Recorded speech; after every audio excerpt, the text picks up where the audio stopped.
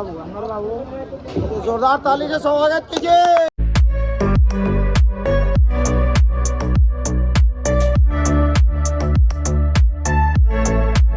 तो इंतज़ार की घड़ी हुई ख़त्म और काफ़ी वेट करने के बाद आ गए हैं हमारे अख्तरुल इमाम साहब।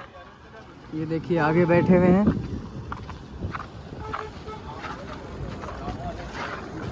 ये हैं हमारे अख्तरुल इमाम साहब। जिंदाबाद जिंदाबाद जिंदाबाद। और हमारे अख्तरुल इमाम साहब आ गए। ये देखिए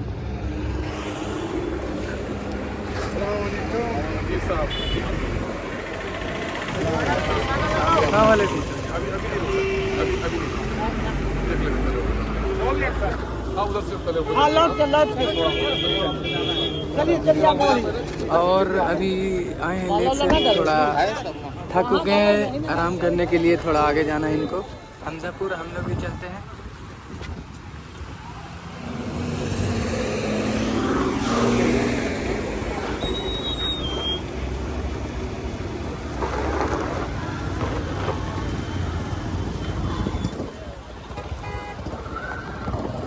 हम लोग जा रहे हैं हमजापुर और वहाँ पर उनको थोड़ा दूर से आए तो थके हुए हैं, तो आराम के लिए उसके बाद हम लोग अपने घर पे लेके जाएंगे उनको।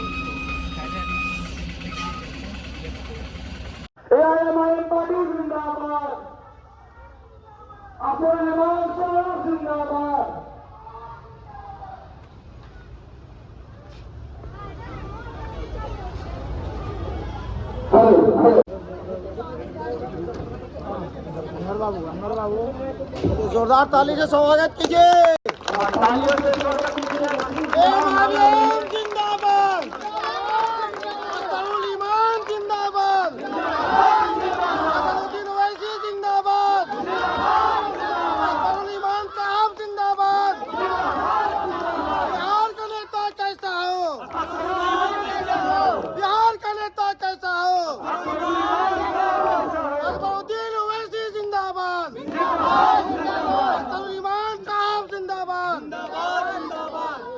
ठीक है, बहुत बहुत शुक्रिया आप लोगों ने। आप रहेंगे जिंदाबाद जी।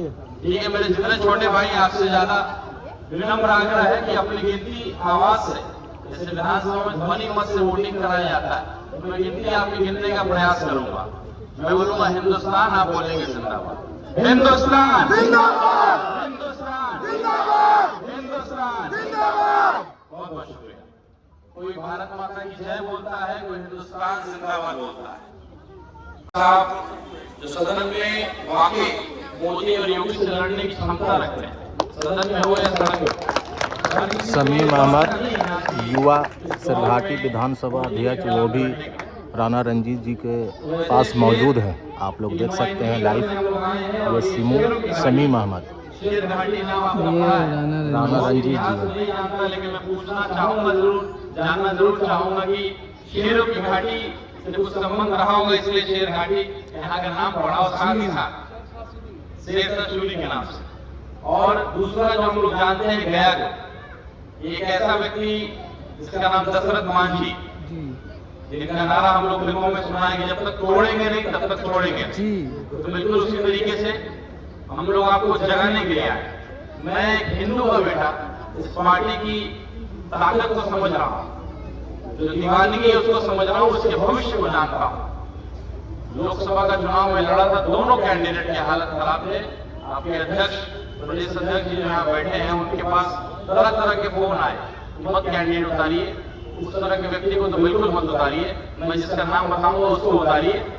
तो इस तरीके का हालत खराब था, लेकिन परिस्थितियां ऐसी बनी। लास्ट में जो हमारे वोटर थे, जो हमारे नौजवान थे, कहीं ना कहीं भटक जाते। वो जब घर से वोट गिराने जाते हैं तो कई लोग तरह तरह की कहानियां उनको सुनाते हैं। मोदी का चेहरा फोटो दिखा कर डराते हैं। भाई सियासी पार्टियां वर्षों से मुसलमानों के वोट पर राजनीति करती रही है। उनके पांव तले जो जमीन खिसक रही है, वो नित नए किस्म की अफवाह फैलाते हैं कि MIM में कम्युनल पार्टी है, MIM BJP की भी टीम है। ये शरारत उनकी होती है, लेकिन अल्हम्दुलिल्लाह अब उनके मुंह पे तमाचे लग चुके हैं। पिछले पार्लियामेंट्री इलेक्शन में हमने 8 जगह इलेक्शन लड़ने का फैसला किया और 4 जगह मुस्लिम उम्मीदवार हमारे खड़े हुए और बकिया 4 जगहों पर गैर मुस्लिम उम्मीदवार हमारे खड़े हुए। राणा रंजीत साहब है, एक पूरा खानदान इनका सेकुलर रहा, सीताराम बाबू को कौन नहीं जानता, और उनके फर्जंद हैं और वो हमारे उम्मीदवार ठहरे। हमारे दीनानाथ मांझी साहब एससी से हमारे उम्मीदवार ठहरे, प्रियंका पिछली जमात से हमारी ठहरी। हमने भूमिहार को भी टिकट देने का काम किया अखिलेश्वर साहब को। तो हमारी पूरी कोशिश है कि सब लोग को लेकर चला जाए और ये मजहबी मुनाफरत फैलाने वालों को ठंडा किया जाए, और जो लोग जात पात में बांट कर और बीजेपी का खौफ दिखाकर शरारत करते हैं, ऐसे लोगों के चुंगल से भी बिहार को निकाला। जैसा कि आपने देखा कि आपके 4 विधायक राजद ने तोड़ दिए, एक तरफ एनडीए है, तो अब आप कहते हैं कि तेजस्वी यादव का अहंकार थे, तो अब आपके लिए क्या रास्ता बचता है? देखिए, जो हमारे लिए रास्ता ही रास्ता है। इन दोनों को आपने देखा है, एक तीसरी ताकत के साथ इंशाल्लाह हम सब तक आ जाएंगे। हमारे पार्टी के general secretary engineer Aftab Ahmad साहब और कई जिम्मेदारों को ये जिम्मेदारी दी गई है कि लाइक माइंडेड पार्टियों से मिलकर बात करें, और हम लोग इंशाल्लाह ऐसे लोगों के लिए जो लोग हमारे मिजाज से, हमारे उसूलों से, सिद्धांतों से इत्तेफाक रखते हैं, वो हमें बुलाएं भी तो हम जाने के लिए तैयार हैं, और वो हमारे पास आएँ तो हम उनको गले लगाने के लिए भी तैयार हैं। इंतजार कीजिए, वक्त तक इंशाल्लाह कोई बेहतरीन बदल आपके सामने में आएगा। अभी सर ये है सर प्रदेश के जो बिहार की जो कानून व्यवस्था है सर, बिल्कुल अभी चरमरा सी रही है, इस पर क्या कहना चाहेंगे? क्योंकि आए दिन आप देख रहे हैं कि एक से एक वारदात, और जैसे कि शेरघाटी में मैं पहुँचे हैं, शेरघाटी को ऐतिहासिक है और यहाँ पर पहली बार गोली मारी। आप देखिए, गर्च शेर पुराना है लेकिन पूरे तरह सादिक आता है नीतीश कुमार जी को कि बर्बादी गुलशन के लिए एक ही उल्लू था, यह हर शाख पे उल्लू बैठा है अनजाने में। लॉ एंड ऑर्डर के फेलियर से मुराद हमारे मीडिया के साथ ही गोली कहाँ चली, रेप कहाँ हुआ, छिनताई कहाँ हुई, यही। लेकिन आपको मैं उससे बड़े करप्शन की खबर देता हूँ। बिहार में इस वक्त सरकार खुद जो यहाँ पर एस्टीमेट घोटाला कर रही है, जो सड़कें 10 साल पहले 50 लाख में बनती थी, अब वो सड़कें 1 करोड़ में बनने लगी हैं। जहाँ पर 5 लाख रुपए के कन्वर्ट से काम चल सकता है, वहाँ पर 5 करोड़ का पुल बन रहा है। और इस शख्स को ये इस वक्त का नीतीश कुमार जी इस वक्त का शाहजहां बना हुआ है, उसको इमारत का शौक है ना।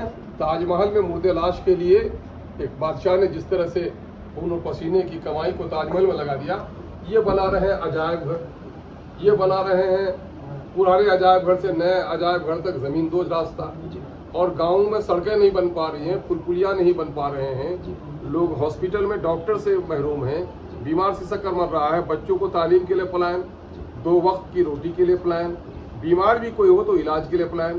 बिहार में एक ऐसा हॉस्पिटल नहीं है जहां वजीर आजम सरकारी हॉस्पिटल में इलाज करा सके। इनका चीफ सेक्रेटरी बीमार होता है तो मेदांता में जाके इलाज करा रहा है।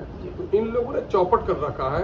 एक ही करप्शन सिर्फ नहीं है, नित नए किस्म के करप्शन इनके यहाँ हैं, और यकीनन है कि इससे पूरे समाज का जो इस्तेसाल हो रहा है, चंद सालों में ग्लोबल सिस्टम में ही एक तब्दीली आई है। लोग के पास पैसे आए हैं, और जीएसटी के टैक्स से जितना इनको पैसा मिल रहा है, जीएसटी ने महंगाई कितनी बढ़ाई है, उस पैसे का जो हिस्सा मिलना चाहिए आवाम को तो मिल नहीं पा रहा है। सड़कें बना रहे हैं, रोड टैक्स भी ले रहे हैं, पेट्रोलियम टैक्स भी ले रहे हैं, और फिर आप टोल टैक्स भी दे रहे हैं, और हॉस्पिटल इनका अच्छा नहीं, तालीमी इदारे इनके अच्छे नहीं, तो सारी तरफ तो बर्बादी ही बर्बादी है। कोई चीज़ तो न इंसाफ के साथ तरक्की का दावा है, न सबके साथ सबके विकास का दावा, ये झूठ का पुलिंदा है। सुनील सिंह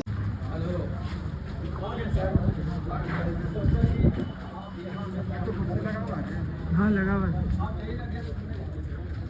और ये नेताजी जो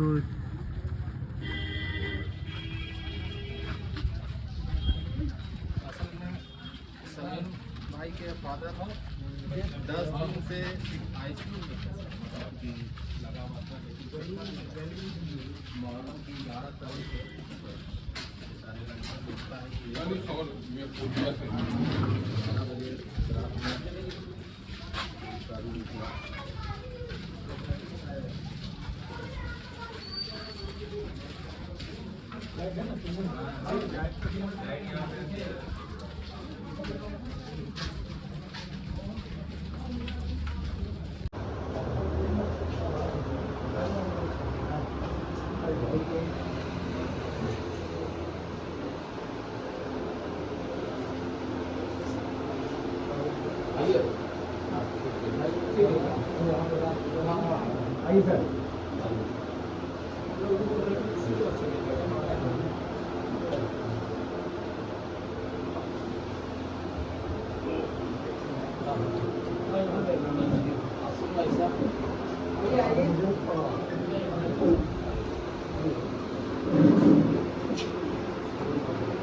इससे भाई मेरे से हो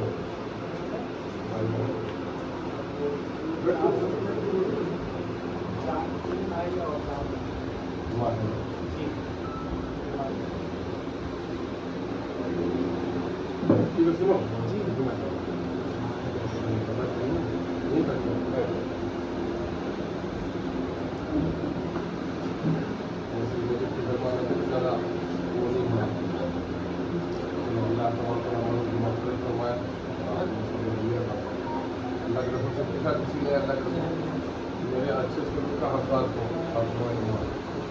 और उसके बाद अल्लाह के रसूल फातिमा और उसके बाद कौन अल्लाह के रसूल फातिमा और उसके बाद कौन अल्लाह के रसूल फातिमा।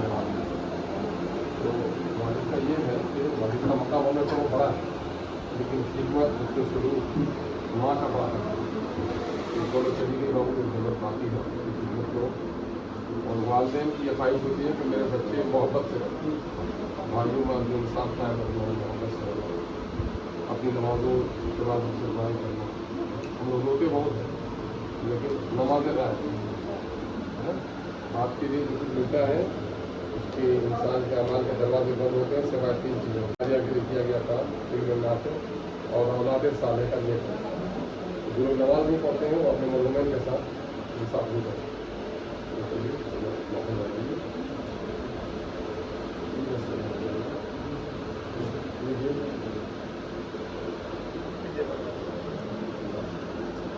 भाई बहनों की शादी होंगी सिर्फ इसी का शादी अभी नहीं हुआ सर, बाकी बहन वहन का सब हो गया, यही है बता दिया। और हालांकि फेसबुक तो बहुत एक्टिव है सर।